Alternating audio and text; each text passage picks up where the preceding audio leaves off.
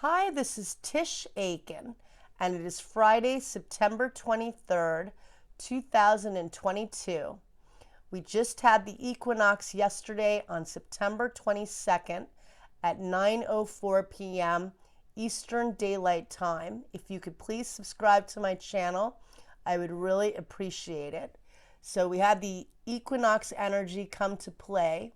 That is one of two times of the year that the sun crosses the celestial equator and initiates either the spring season or the fall season and results in approximately equal day and equal night. In the northern hemisphere, this began the fall season, and in the southern hemisphere, it begins the spring season. And it's a time to assess and reflect on what the season has ahead. And I already did a video and an article, but the equinox chart has Taurus ascendant. Venus not only rules the sun in Libra, where it's transiting now, but also the equinox chart, because Taurus is the other sign ruled by Venus. And Uranus is still conjunct the north node of destiny. So that energy of working to build value and build your work and do things that create meaning in your life in a time of extreme unpredictability is really what's key for all of us and has been a big theme all for the majority of this year, especially when we had the total solar eclipse in Taurus on April 30th. That was at 10 degrees of the fixed earth sign of Taurus, and it was conjunct Uranus, the planet of the unexpected. And Uranus is the modern ruler of Aquarius. We are in the new age of Aquarius, where Saturn has been transiting on and off since March 23rd of 2020. And it's only going to remain in the sign of Aquarius through March 7th of next year. And with Saturn, there are restrictions. And for all of us in this really unpredictable, erratic time, trying to build community, Aquarius represents the individual and individuality, but it also very much represents community. And this has been very challenging for all of us. So in this equinox chart, Venus, which rules the chart and rules the sun, is in a difficult placement in its fall position in Virgo, where it does not love to be. And there are a lot of points in the fifth house of creativity and love and self-expression. Venus is opposite Neptune, and that is going to become exact on the 24th, tomorrow, but that energy is still at play in the equinox chart. And last Friday, actually, on the 16th, the sun opposed Neptune. And Neptune has been making a lot of big aspects because Mars, when it retrogrades at the end of October, will square Neptune. And when Mercury stations direct on October 2nd, it will oppose Neptune. So this is where already we're in a season with 6 planets retrograde, which is an anomaly that does not happen very frequently. And Mercury is a personal planet, which is retrograde. Early this morning at 2:50 a.m. Eastern Daylight Time, Mercury re-entered the mutable Earth sign of Virgo. And it's going to station direct on October 2nd at 24 degrees of the mutable Earth sign of Virgo. And it loves being in Virgo. Now Mercury is in its dignity. But Venus, is ruled by Mercury, and Mercury is retrograde. Venus is in its fall position where it can be very critical and overly analytical. Opposite Neptune, it's difficult to be practical of what you want to create or how you partner, yet partnering is such a theme. Venus also makes a beautiful trine to both Uranus and Pluto. And that trine to Pluto will become exact on Sunday and Monday. So the point being that, at this time, there are magical aspects, but there's a lot of doubt And, with retrograde energy, it's very reflective. It is a good time to reconsider choices you've made. And choices are another theme of this fall and the rest of this year, because Mars, the planet of action, is transiting in the sign of Gemini, which, among other things, represents choices. It represents communication and learning and your local environment and local community, and how you learn, how you think, definitely how you learn. So taking action to learn, and there's so much energy inviting us to connect with one another. Libra is a sign of partnerships and relationships, and it's Libra season. And right after the equinox, there's going to be a new moon on Sunday, September 25th at 2 degrees and 49 minutes of Libra. Again, Libra is ruled by Venus. It's more centered on relationships and partnerships.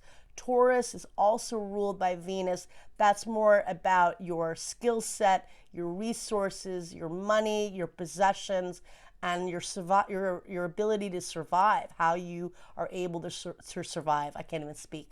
And the thing about all of this for all of us is that with Uranus transiting with the North Node of Destiny and in the sign of Taurus, which is ruled by Venus, is that each of us is finding new ways to be innovative and creative in how we find beauty and how we build our resources, how we earn income. Many people are earning money in different ways, or their industry has changed tremendously in the last couple of years, and many people are obviously suffering, and that's without a question. And so I think trying to find beauty in little moments, and for me, one way I've been doing it, I've been taking a lot of walks, and this to me is the Uranus North Node in Taurus. I connect Taurus the most out of the earth signs with nature, with Mother Earth. And on these walks, sometimes I feel I may feel like I want to procrastinate, or maybe I'm trying to write or do something that I'm failing at doing. And when I take a walk, the connection to nature gives me so many ideas that pour through. And I think that's kind of the Uranus energy, where suddenly I'm opened up to like 5 different ideas, where if I'm staying at my computer, just sitting there and getting frustrated, nothing's coming to me. And just finding beauty in little moments, or, just looking at the trees, and that's simple and that's beautiful, and there's nothing better really. So I think that's going to be the energy right now. And I think this weekend's kind of wonky. We're going to have Venus form an opposition to Neptune tomorrow at 4:51 a.m. Eastern Daylight Time. There could be misunderstandings with partnerships. Again, Mercury initially retrograded in Libra on September 9th at 8 degrees of Libra, and Libra is the sign of partnerships. Venus opposing Neptune. Well, it could be romantic, could be excellent manifesting energy, but with this extreme retrograde season, I have heard of a lot of challenges in partnerships. So knowing that there could be misunderstandings, or perhaps things get brought to light that are deceptive. And then on Sunday, let's see, we've got Venus then proceeds to, we've got the new moon, of course. We've got the new moon in Libra at 5:55 p.m. Eastern Daylight Time at 2 degrees and 49 minutes of the cardinal air sign of Libra, a time to plant new seeds and set intentions. No matter what the challenges are, you do not want to give up on the dream, which is Neptune, and you don't want to give up on love, which is Venus. And Venus is strong, the energy is strong, even if it's challenged, and it is forming good aspects. It is trine Uranus, which is innovation. It is trine Pluto, although, again, this is tough. And so the new moon has Pisces rising. Neptune is the modern ruler. Jupiter is the ancient ruler of the chart. I cast for Washington, D.C., and it's at the world point, giving a lot of potent energy for all of us with this new moon. The new moon falls in the 7th house of relationships, which is the Libra house in astrology. And it is conjunct Mercury, the planet of communication. and it is still forming a trine to Pluto and to Uranus. And later on Sunday night, the Pacific Daylight Time, Venus will make an exact trine to Pluto. I believe it's at 10:46 p.m. Pacific Daylight Time, and on Monday, September 26th at 1:46 a.m. Eastern Daylight Time. And that is an empowering energy. Venus will not be in Virgo much longer. It's going to enter the sign of Libra on September 29th, where it loves to be, pardon me, and the sign that rules. And then on Monday, September 26th, the sun opposes Jupiter at 3:33 p.m. Eastern Daylight Time. And that just expands this energy of confusion, creativity, but things not being quite as any of us wants them to be. The Venus and Virgo story has been a challenging one, but at least Venus is direct. It's not retrograde. Mars is slowing down by the minute, and it will be retrograde at the end of next month. Mercury stations direct on October 2nd. Pluto stations direct on October 8th. And Saturn stations direct on October 23rd. So although we have a major personal planet retrograding at the end of October, we will have 3 planets stationing direct, so it won't be as intense. It'll be intense, who am I kidding? So listen, this is very much like the energy now. It's scattered, but hopefully informative.